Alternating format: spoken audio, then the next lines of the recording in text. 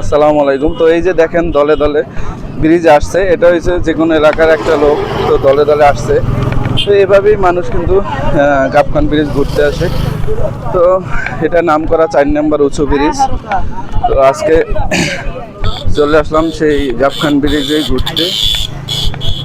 ঘুরে আসে আসলে হাঁটতে হাঁটতে অনেক কষ্ট হয়েছে, তো তাই একটু একটা ব্লগ বানাচ্ছি। আপনারা তো দেখতেছেন যে এক পাট উপরের থেকে উঠেছি, আরেক পাট উপরে উঠতেছি। তো উপরে উঠতে অনেক মানুষ, অনেক সামনে যদি মানুষ দেখি, একটু বক্তব্য নেব যে আপনাদের যে দেখেন আসলে এই ব্রিজটায় ঘুরতে এসে আপনাদের ফিল কি। তো প্রচুর মানুষ, আজকে ঈদের দিন, ঈদের দিন ছাড়া কিন্তু আপনার দেখবেন কোনো লোক থাকে না, বা এত লোক তো ভালো দূরের কথা, এত কিন্তু আপনার ইয়েও থাকে না। তো এলাকার ভাই ব্রাদার দেখি না। তো যাই হোক, ধন্যবাদ।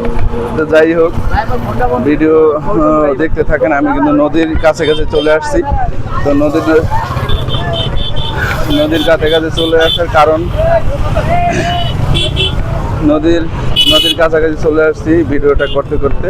তো আপনারা যাই হোক, এটা কিন্তু সবচেয়ে 4 নম্বর উঁচু ব্রিজ, যে বাংলাদেশের ভিতরে 4 নম্বর উঁচু ব্রিজ গাবখান সেতু, যেটা তার কাছাকাছি আমি চলে আসছি।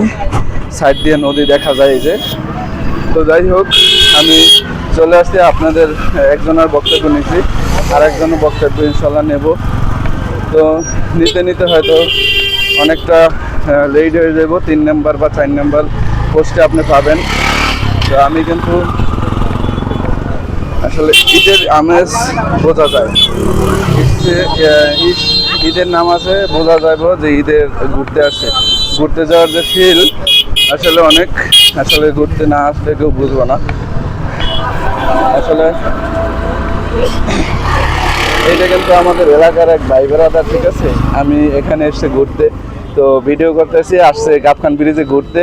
তো ঘুরে আসার ফল কি আসলে আপনাদের আমি জিজ্ঞেস করবো, ভাই এখানে ঘুরতে এসে আপনাদের অনুভূতিটা কি? ধন্যবাদ জুমান ভাই, আশা করি ভালো আছেন।